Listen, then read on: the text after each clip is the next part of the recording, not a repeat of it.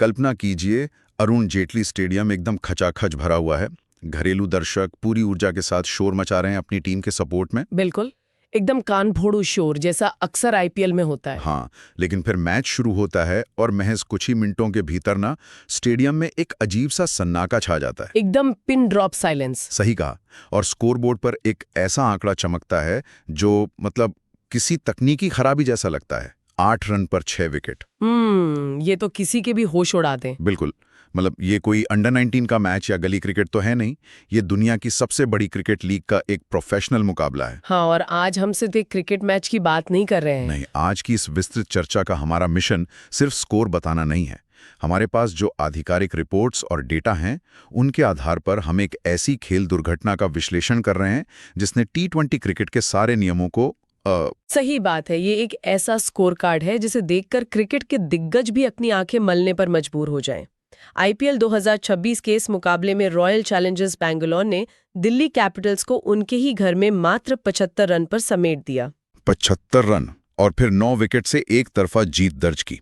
चलिए इसे थोड़ा विस्तार से समझते हैं। हाँ, क्योंकि ये सिर्फ एक हार नहीं थी, ये एक तरह का मनोवैज्ञानिक पतन था। वही तो, आज हमें उन परतों को खोलना है जो इस सिस्टम फेलियर के पीछे छिपी हैं।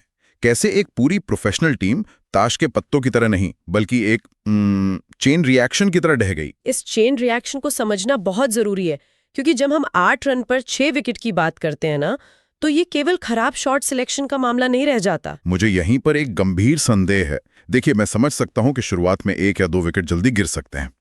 T20 में ये आम है। हाँ, लेकिन 8 रन पर 6 विकेट, मतलब मैं इस बात को मानने के लिए तैयार नहीं हूं कि ये महज दबाव का नतीजा था। तो आपको क्या लगता है? क्या ये दिल्ली के बल्लेबाजों का अंधाधुंध अति आत्मविश्वास या कहें तो अहंकार नहीं था?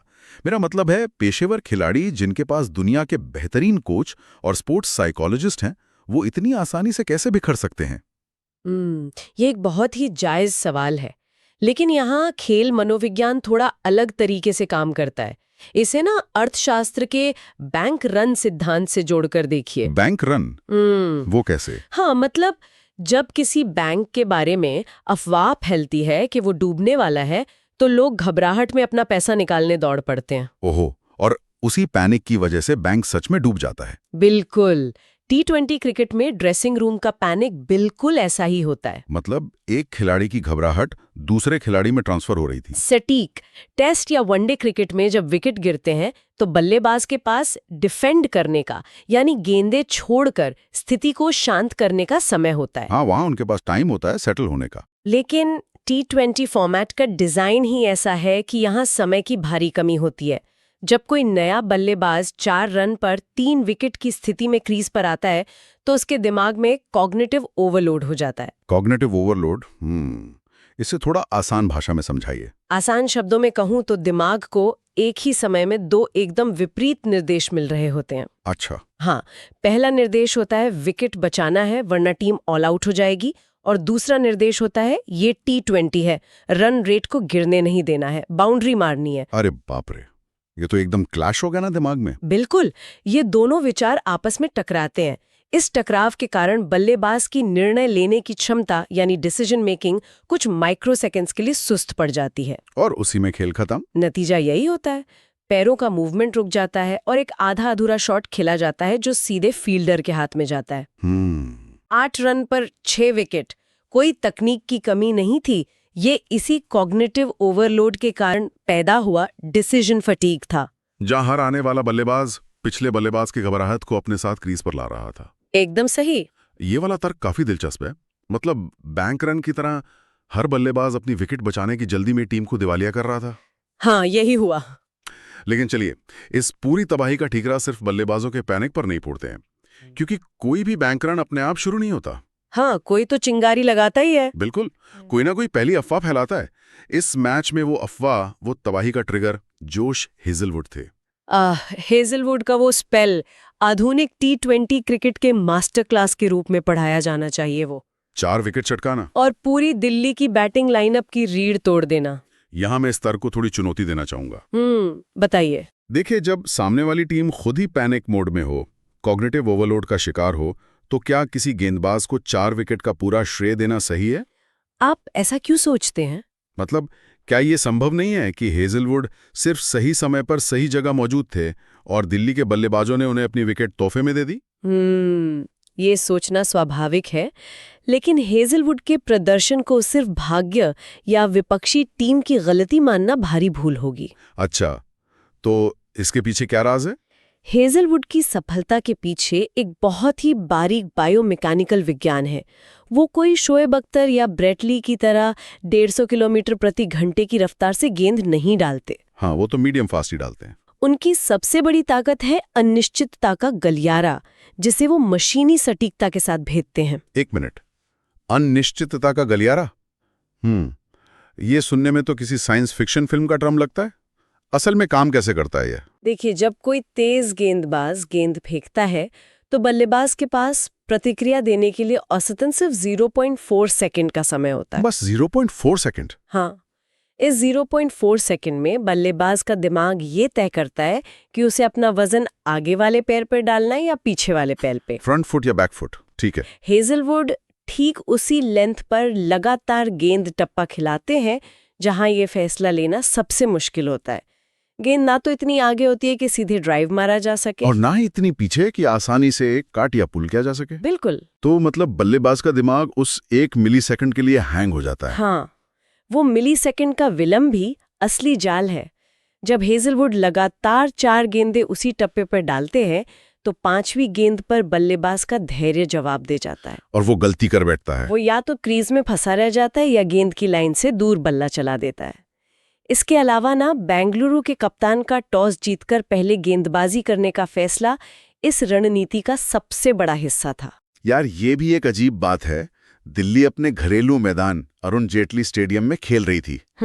आमतौर पर होम ग्राउंड पर टीमें पिच को अच्छे से समझती हैं, तो पहले गेंदबाजी करने से ये होम एडवांटेज कैसे खत्म हो गया? क्योंकि जब विरोधी टीम अपने घर पे खेल रही हो तो उनका सबसे बड़ा आत्मविश्वास उनकी पिच से होता है। हाँ, क्या हमें तो सब पता है यहाँ का। बेंगलुरु ने पहले गेंदबाजी करके उस पिच की शुरुआती नमी और ताजगी का फायदा उठाया। हेजलवुड ने जब उस ताज़ा पिच पर अपनी सटीक लेंथ से हल्की सी मूवमेंट पैदा की ना, तो दिल्ली के बल्लेबाजों को लगा कि ये वो पिच है ही नहीं जिस पर वे रोज अभ्यास करते हैं। एकदम सही पकड़ा आपने। उनका होम एडवांटेज वाला मनोवैज्ञानिक सुरक्षा कवच पहले 2 ओवरों में ही चकनाचूर हो गया। वाह! हेजलवुड ने उन्हें उन्हीं के घर में एक अजनबी पिच पर खेलने के लिए मजबूर कर दिया। ये रणनीति वाकई में एक शतरंज की बिसात जैसी है। मतलब सामने वाले को महसूस ही ना होने दो कि वो हार रहा है, और जब तक उसे पता चले खेल खत्म हो चुका हो। इस मैच में एक और पहलू है जिसे देखकर मेरा दिमाग पूरी तरह चकरा गया। आप विराट कोहली की बात कर रहे हैं ना? हाँ, एक तरफ हमारे पास 75 रन की ये ऐतिहासिक अफरा तफरी है, और दूसरी तरफ एक ऐसा खिलाड़ी है जिसने क्रिकेट के सबसे अस्थिर फॉर्मेट में स्थिरता का एक ऐसा पहाड़ खड़ा कर दिया है जिसे छूना भी नामुमकिन सा लगता है। 9000 T20 रन। जी हाँ, 9000 रन। इसी मैच में उन्होंने ये आंकड़ा पार किया। ये ऐसा है जैसे कोई मैराथन धावक मीलों बिना थके दौड़ता चला जा रहा है, जबकि विरोधी टीम एक छोटी सी स्प्रिंट भी पूरी नहीं कर पाई। ये इस मैच का सबसे बड़ा विरोधाभास है। एक ही पिच पर एक ही दिन हमने क्रिकेट के 2 एकदम विपरीत छोर देखे हैं। यही तो मुझे समझ नहीं आ रहा है। T20 क्रिकेट का डिजाइन ही हाई वेरिएंस पर आधारित है।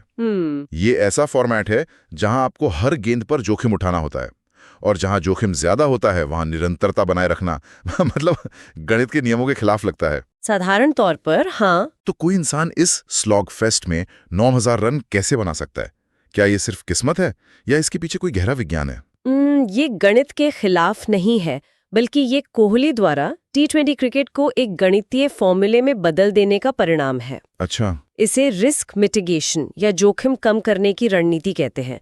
अगर आप T20 में सिर्फ छक्के मारने पर निर्भर हैं तो आपके आउट होने की संभावना बहुत अधिक होती है। वो तो है, गेंद हवा में गई तो कैच का डर रहता ही है। बिल्कुल, क्योंकि गेंद को हवा में खेलने से फील्डर के कैच पकड़ने का खतरा हमेशा बना रहता है। तो कोहली इसका समाधान कैसे निकालते हैं? मतलब वो भी तो तेजी से रन बनाते हैं। कोहली ने T20 बैटिंग को ज्योमेट्री या ज्यामिति का खेल बना दिया है। ज्योमेट्री? हाँ, वो फील्डर्स के बीच के गैप्स को सटीकता से भेदते हैं।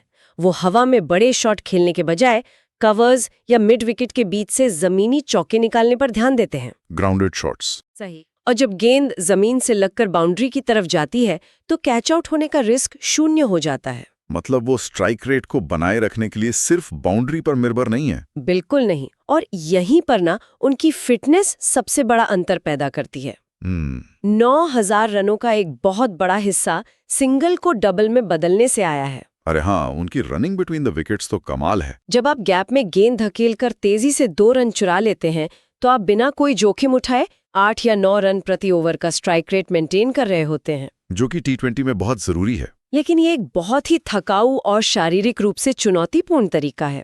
मुझे ये बात अब समझ आ रही है।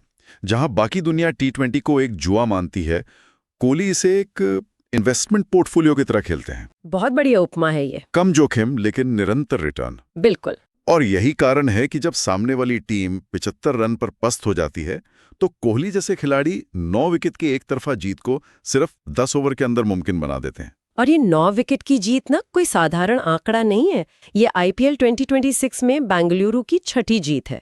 चलिए इस 6ठी जीत के असर पर बात करते हैं।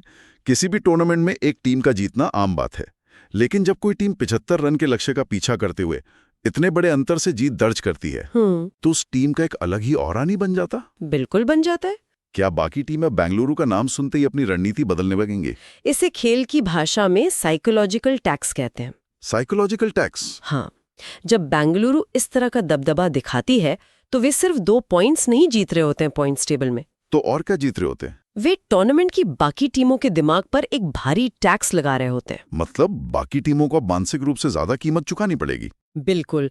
अगली बार जब कोई टीम बैंगलोर के खिलाफ खेलने उतरेगी तो उनके बल्लेबाजों के दिमाग में ये 75 रन वाला मैच घूम रहा होगा कि यार कहीं हमारा भी ऐसा हाल ना हो जाए। हाँ, वे हेजलवुड के खिलाफ एक्स्ट्रा सावधान होने की कोशिश करेंगे और उसी ओवरथिंकिंग के चक्कर में गलतियां करेंगे।